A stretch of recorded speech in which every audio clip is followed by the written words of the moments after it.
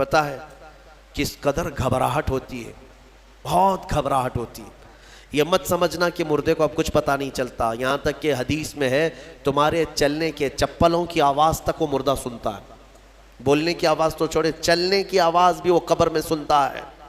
ہر چیز زندوں کے کانوں سے زیادہ کان اس کے تیز سنائی دیتا ہے اس کو۔ اور جب لوگ چھوڑ کر کے جا رہے ہوتے ہیں وہ اس قدر گھبراہٹ کا شکار ہوتا ہے کہ اس تنگ و تاریک کوٹھری میں پہلی بار اس کو ڈالا گیا ہے۔ جو اللہ تبارک و تعالیٰ کے پرہیزگار بندے کون ہوتے ہیں ان کے بارے میں اللہ فرما رہا ہے کہ جب ان کے پاس قرآن کی آیتیں تلاوت کی جاتی ہیں تو ان کا ایمان بڑھ جاتا ہے۔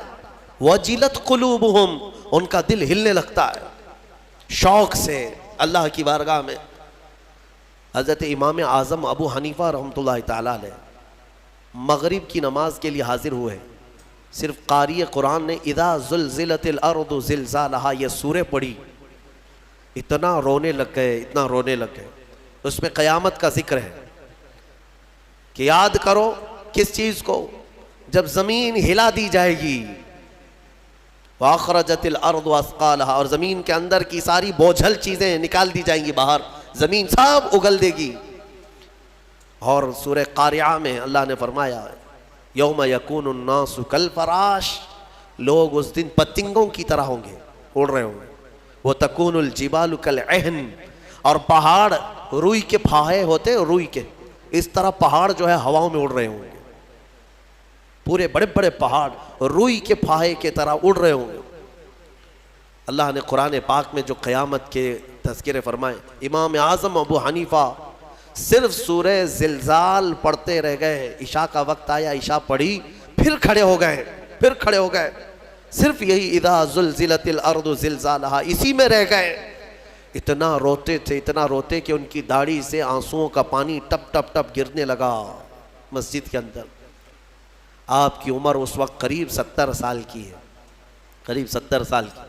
میں بتاتا ہوں جس امام اعظم نے 4000 ختم قرآن کیے ہیں، 5 لاکھ حدیثیں انہیں یاد ہیں، 1000 سے زیادہ بڑے بڑے محدث شاگرد پیدا کیے، اور لاکھوں مسائل کا حل بیان کر دیا، امت پر اتنا بڑا احسان ہے۔ وہ امام اعظم ایک سورہ پڑھ کر کے رات کے وقت کیا کہہ رہے ہیں جانتے ہیں؟ ان کے ایک شاگرد ہیں مسعر، وہ کہتے ہیں میں رات کے وقت جا کر دیکھا میرے استاد ابھی تک کھڑے، مغرب میں جو گئے تھے ابھی تک کھڑے، آدھی رات گزر گئی تو وہ دروازہ کھول کر پیچھے کھڑے ہوئے تو امام اعظم ہاتھ پھیلا کر یوں رو رہے تھے اللہ کی بارگاہ میں کہ اے مولا، قیامت کے دن اگر ابو حنیفہ کی بخشش ہو گئی تو تعجب کی بات ہے، ورنہ مجھ جیسا آدمی بخشے جانے کے قابل نہیں۔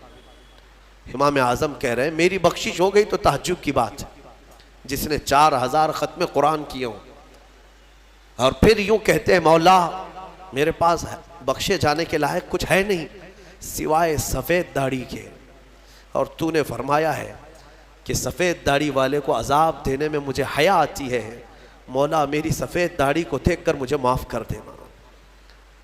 یہ قرآن میں محو ہونے والوں کا انداز ہے، اور ہمارے ہاں برسوں ہو جاتے ہیں ہم خوف الہی سے نہ روتے ہیں نہ ہی ہمارے جسم ہلتے ہیں۔ ہمیں کس چیز کا غرور ہے؟ ہمیں کس چیز سے اتراؤ ہے؟ کیا ہے ہمارے پاس؟ دنیا کے جو سب سے اچھے لوگ تھے وہ صحابہ تھے۔ ایک بار وہ زور سے ہنس رہے تھے تو میرے آقا نے صرف ان کو اتنی بات پر پوچھا کیا تم سبوں نے قیامت کی تیاری کر لی؟ تو اتنی زور سے ہنستے کس بات پر ہو؟ صحابہ ہنسنا بند کر دی ہے، اور ہمارے حال یہ ہے نہ وضو ڈھنگ کا ہے، نہ قرات ڈھنگ کی ہے، نہ نمازیں ہو پائی ہیں، کچھ نہ ہو کر کے بھی ہمارا سینہ چوڑا کر کے ہم زمین پر گھوم رہے ہیں۔ اللہ کے خوف سے لرز جاؤ، اور قرآن عظیم کی تلاوت جو بندہ کرتا ہے کثرت سے، اللہ تعالیٰ کا وہ ایسا محبوب ہوتا ہے، ایسا محبوب کہ آپ دیکھنا موت کے وقت بھی اس کے چہرے پر نور طاری ہو جاتا ہے، ہاں اس کے لبوں پر مسکراہٹ ہوگی۔ قرآن کثرت سے پڑھنے والے کی روح آسانی سے نکالی جاتی ہے۔ امام احمد بن حنبل بڑے امام ہیں، فرماتے ہیں نزا کیا وقت تھا ان کے، اور اس وقت سے کوئی باہر آتا نہیں، لیکن اللہ تبارک و تعالیٰ جسے چاہے موت کے منہ سے نکالے۔ ان کے ساتھ ایسا ہوا کہ قریب موت کا وقت آ گیا اور سانس جو ہے پھڑکنے لگ گئی، ہلکی ہلکی ہو گئی، لگتا کہ اب روح نکلے گی، تب روح نکلے گی۔ اسی اثنا میں وہ کہتے ہیں کہ شیطان قریب آ گیا، شدت کی پیاس لگی تھی، اور شیطان، کس کی بات کر رہا ہوں؟ امام احمد بن حنبل کی، شدت کی پیاس لگی تھی اور وہ پانی لے کر قریب آیا اور بار بار مجھے اپنی طرف بلاتا تھا، کیونکہ پانی کے لیے آدمی کہیں پر بھی چلا جائے۔ وہ کہتے ہیں کہ مجھے اندازہ تھا کہ یہ ابلیس ہے، مجھے بہکا رہا ہے، لیکن پانی کی خواہش بھی ہے۔ اور اس کے بعد وہ آپ سے بحث کرنے لگا کچھ معاملات پر، موت کے قریب، جبکہ بولنے کی طاقت بھی نہیں۔ تو اچانک ایک خوبصورت نوجوان آیا، اس نے گھونسے مار مار کر کے شیطان کو بھگا دیا۔ شیطان بھاگ گیا، ڈر کر کے بھاگا۔ امام احمد بن حنبل کہتے ہیں مجھے سکون ہوا، کم سے کم اس کی شرارتوں سے بچ گیا۔ وہ نوجوان اتنا حسین تھا، بہت خوبصورت تھا۔ میں نے اس سے پوچھا کہ میں نے تجھے زندگی میں کبھی دیکھا نہیں، تو کون ہے؟ وہ نوجوان کہتا ہے احمد بن حنبل، میں سورہ یاسین ہوں، جس کو تم روزانہ تلاوت کرتے تھے۔ اللہ نے مجھے آج یہ شکل دی اور اس ابلیس کو میں نے مار کر بھگایا کہ تمہاری نزع میں وہ تمہیں گمراہ نہ کر سکے۔ بہرحال یہ کیفیت ان کی ختم ہوئی، آپ نے یہ بیان کیا، پھر بعد میں دوبارہ آپ شاید نزع کے عالم میں گئے اور انتقال ہوا۔ لیکن میرے عزیزو، اندازہ کرو، اتنے بڑے امام جن کا حال یہ ہے کہ لاکھوں حدیثوں کے وہ حافظ ہیں، ان کے ساتھ ابلیس اخیر وقت میں ایسے شدت سے گمراہ کرنے کی کوشش کرتا ہے، تو ہمارا اور تمہارا کیا حال ہوگا؟ اگر کوئی چیز اس وقت بچائے گی تو یہ اللہ کا کلام۔ یہاں تک کہ جب قبر میں دفن کر کے لوگ چلے جاتے ہیں تو قبر کے حالات بہت سخت ہیں۔ قبر بڑی چھوٹی ہے، ہم خود ہی کھودتے ہیں، جانتے ہیں کتنی قبر ہوتی ہے۔ اپنے مردوں کو آپ دفنا کر کے آتے ہیں، اتنی ہوتی ہے کہ کروٹ بھی نہیں لے پاتا مردہ، اور وہ بھی اس کو اتنا ٹائٹ کر کے نیچے پتھر یا اینٹ، یہ ڈھیلے سب رکھ کر کے قبلے کی طرف کر کے اس کو بند کر کے آ جاتے ہیں۔ پتہ ہے کس قدر گھبراہٹ ہوتی ہے، بہت گھبراہٹ ہوتی ہے۔ یہ مت سمجھنا کہ مردے کو اب کچھ پتہ نہیں چلتا، یہاں تک کہ حدیث میں ہے تمہارے چلنے کے چپلوں کی آواز تک وہ مردہ سنتا ہے۔ بولنے کی آواز تو چھوڑے، چلنے کی آواز بھی وہ قبر میں سنتا ہے۔ ہر چیز زندوں کے کانوں سے زیادہ کان اس کے تیز سنائی دیتا ہے اس کو۔ اور جب لوگ چھوڑ کر کے جا رہے ہوتے ہیں، وہ اس قدر گھبراہٹ کا شکار ہوتا ہے کہ اس تنگ و تاریک کوٹھری میں پہلی بار اس کو ڈالا گیا ہے، زندگی بھر کبھی اتنے چھوٹے گڑھے میں نہیں سویا۔ ہاں، اب حضور پاک صلی اللہ علیہ وسلم نے فرمایا ہے، رشتہ داروں کو بھی کہا ہے کہ دفنانے کے بعد تھوڑی دیر بیٹھ جاؤ قبر کے پاس کہ اس کی گھبراہٹ کم ہو۔ لیکن کون بیٹھتا، کون ہے؟ سب کو اپنی جلدی ہے، عزیز لوگ بھی نہیں بیٹھتے، نکل آتے ہیں، بھائی ہوں، باپ ہوں، بیٹے ہوں، سب نکل کر کے آ جاتے ہیں، الا ماشاء اللہ۔ لیکن اس اندھیری قبر میں جب لوگ قبرستان سے آ جاتے ہیں، عجیب و غریب آوازیں مردے کو سنائی دینے لگتی ہیں، زمین ہلنے لگتی ہے اور دونوں جانب سے دباتی ہے زمین۔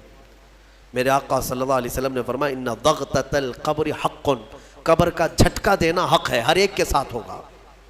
صحابی رسول سعد بن معاذ کے بارے میں حضور نے فرمایا ان کو قبر دبا رہی تھی۔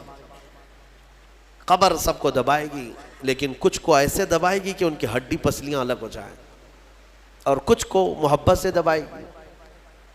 لیکن فرمایا کہ قبر جو ہے اس وقت اندھیری، اور پھر عجیب و غریب آوازیں، تنہائی الگ، کوئی نہیں ہے قریب، کوئی نہیں ہے۔ اس وقت کچھ لوگوں کی قبر میں ایسا ہے کہ اچانک ایک نورانی شکل کا نوجوان سرانے کے پاس آ کر بیٹھتا ہے اور کہتا ہے میں تیرا دوست ہوں، تو گھبرا مت، میں تیری دوستی نبھانے آیا ہوں۔ مردہ پلٹ کر کے دیکھتا ہے، پوچھتا ہے تو کون ہے؟ تو کہتا ہے میں اللہ کا کلام قرآن پاک، قرآن مقدس رفیق بن کر، انیس بن کر قبر میں آتا ہے۔ میرے عزیزو، اس قرآن سے محبت کرو، اس قرآن سے محبت کرو۔ مجھے افسوس ہوتا ہے رمضان میں بھی کچھ لوگ ایسے ہیں جو قرآن سننا نہیں چاہتے، ان کو سال میں ایک بار ہی تو موقع ملتا ہے، ان موقعوں کو بھی گنوا دیتے ہیں، بازاروں کی زینت بنے رہتے۔ بازار کتنے بازار کرو گے، کتنے، سال بھر تو بازار کھلا ہے، کیا یہ تراویح پھر رمضان کے بعد ملنے والی ہے؟ ضائع کر دیتے ہیں۔ ایک تو تم حافظ قرآن ہو نہیں، قرآن گھر میں پڑھتے نہیں، ایک حافظ تمہارے ہاں آ گیا سنانے کے لیے اللہ کا کلام، اس کے لیے بھی پیچھے بھاگ جا رہے ہو، تو گویا کہ تم قرآن کے ساتھ بہت ناانصافی کر رہے ہو، قرآن کو پیٹ پیچھے ڈال چکے، اس کے حقوق نہیں ادا کرتے۔ گھروں میں جا کر کے دیکھو تو بہت اونچے طاق پر اس کو رکھ دیا ہے، قرآن پر تو اتنی دھول جمع ہوتی ہے کہ اتنی دھول نہ فریج پر نہ ٹی وی پر، ٹی وی اور فریج اور واشنگ مشین تو روز صاف ہو جاتے ہیں، قرآن پاک پر ہاتھ بھی نہیں لگتا۔ کیوں قرآن کے ساتھ یہ دوہرا سلوک ہے؟ یہی تو ہے میرے عزیزو، درس قرآن اگر ہم نے نہ بھلایا ہوتا، یہ زمانے نے زمانہ نہ دکھایا ہوتا۔ شاعر نے بہت اچھے انداز میں کہا، درس قرآن کو اگر ہم نے نہ بھلایا ہوتا، یہ زمانے نے زمانہ نہ دکھایا ہوتا۔ یہ سارے ہمارے اندر ہیں۔ اٹھو، آج بھی تمہارے پاس وقت ہے، قرآن کو پڑھو، سیکھو۔ اور میں کہتا ہوں آج کے دور کے مسلمان، سخت پکڑ ہوگی تمہارے پاس یہ عذر بھی نہیں ہے کہ اللہ کی بارگاہ میں کہیں گے کہ مولا پڑھانے والا کوئی تھا نہیں، سیکھنے کا کوئی ذریعہ تھا نہیں۔ آج تمہارے ہر ایک کے ہاتھ میں موبائل ہے، قرآن ہے، سینکڑوں قاریوں کی قرت ہے۔ انٹرنیٹ صرف گانے سننے کے لیے نہیں، قرآن سیکھنے کے بھی وہاں ذریعے موجود ہیں۔